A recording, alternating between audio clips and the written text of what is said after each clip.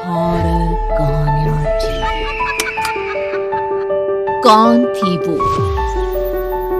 मैं 8 महीने की प्रेग्नेंट थी और अपनी डिलीवरी के लिए अपने मायके गई थी।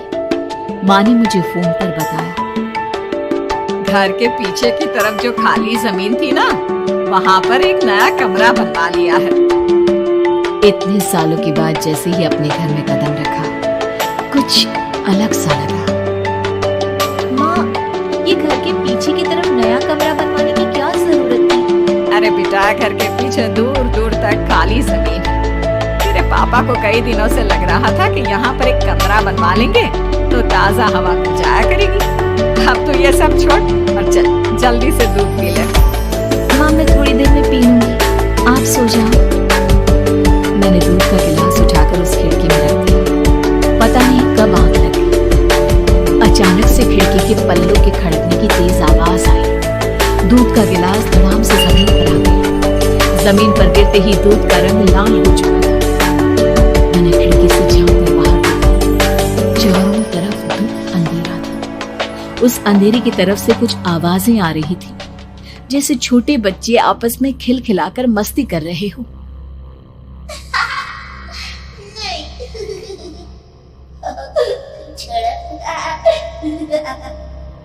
इतनी रात को इतने घनघोर अंधेरे में बच्चों की आवाज कैसे आ रही है? घड़ी में वक्त देखा तो ठीक 12 बजे थे। देखकर मैं सन्न रह गई। बुरी आत्माओं और भूतों की कई कहानियां मैं सुन चुकी थी। वक्त भी कुछ ऐसा ही था। ऊपर से मैं प्रेग्नेंट। सुना था कि ऐसे वक्त में अक्सर बुरी आत्माएं औरतों का पीछा करती है, तो क्या मेरे पीछे भी? पसीने से तरबतर बड़ी मुश्किल से, जैसे कांपते हाथों से मैंने उस खिड़की को बंद किया।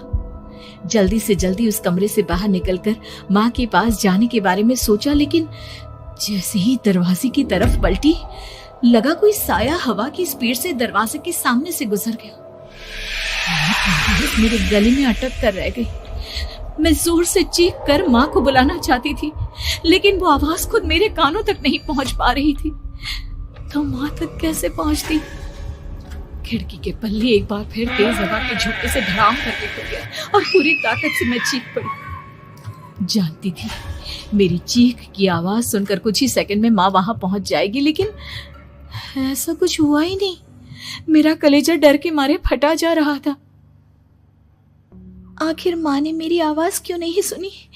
इतनी गहरी नींद में तो माँ कभी नहीं सोती।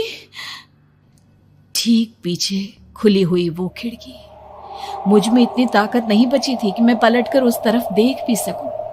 हवा का एक सनसनाता हुआ झोंका उसी वक्त मेरे कानों से आकर टकराया। लगा जैसे किसी ने दबी हुई आवाज में धीरे से मुझसे कहा, चली जाओ यहाँ से। मैंने दोनों हाथ अपने कानों पर रख लिए और एक बार फिर ताकत लगाकर जोर से चीखने की कोशिश की। माँ! पापा! मेरी आवाज उस कमरे की दीवारों से टकराकर वापस मुझे ही सुनाई दे रही थी। जितनी ताकत के साथ मैंने चीखने की कोशिश की थी, कुछ ही देर बाद उससे कहीं ज्यादा तेज और दर्दनाक चीख मुझे सुनाई देने लगी। ये आवाज ठीक मेरे पीछे खिड़की से आ रही थी। वो आवाज मेरे कानों में पिघलते हुए लोहे की तरह गिर रही थी। उन आवाजों में हैवानियत थी। वो आवाजें किसी इंसान की नहीं है, इतना मैं समझ चुकी थी। कांप रहे हाथों से मैंने अंधेरे में कुछ ढूंढने की कोशिश की। तभी अचानक मेरा हाथ बेड पर रखी टॉर्च पर पड़ा। किसी तरह ताकत लगाकर टॉर्च का बटन ऑन किया, लेकिन ये क्या? सामने दरवाजे पर 3 छोटी लड़कियां खड़ी हुई थी। उनके हाथ में स्टील के चमचमाते हुए चाकू थे। मैं घबराकर लड़खड़ाई और पीछे की तरफ हटी, लेकिन तब तक वो मेरे पास आ चुकी थी। उनकी गर्दन टेढ़ी थी और उनके हाथों के वो चाकू मेरे पेट को निशाना बनाने को तैयार। मैं जोर से चीखी, नहीं, छोड़ दो मेरे बच्चे को, मत मारो, मत मारो, छोड़ दो मेरे बच्चे को। सोनाली, सोनाली, क्या हुआ बेटा? तू इतनी डरी हुई क्यों है? उठ बेटा, क्या हुआ? हड़बड़ाकर मैंने अपनी आंखें खोली। देखा तो दिन निकल आया था। माँ मुझे जगा रही थी। मेरा चेहरा पूरा पसीने से लथपथ था। क्या हुआ बेटा, तुमने कोई बुरा सपना देखा क्या? मैं अभी तक अपने पूरे होश में नहीं थी। वो मेरे बच्चे को मार देगी माँ। वो लड़की मेरे बच्चे को। मैंने घबराकर अपने पेट को छुआ।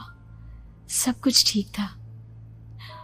और वो दूध जो रात को यहाँ पर गिर गया था, उसका रंग लाल हो गया था। माँ ने हंसते हुए दूध का गिलास मुझे दिखाया। तुमने दूध पिया ही नहीं, पूरा का पूरा ऐसे ही रखा हुआ है। तुमसे कहा था ना सोनाली, सेहत के लिए लापरवाही ठीक नहीं बेटा। लेकिन मैंने तो सब कुछ अपनी खुली आंखों से देखा था। ये सपना कैसे हो सकता है?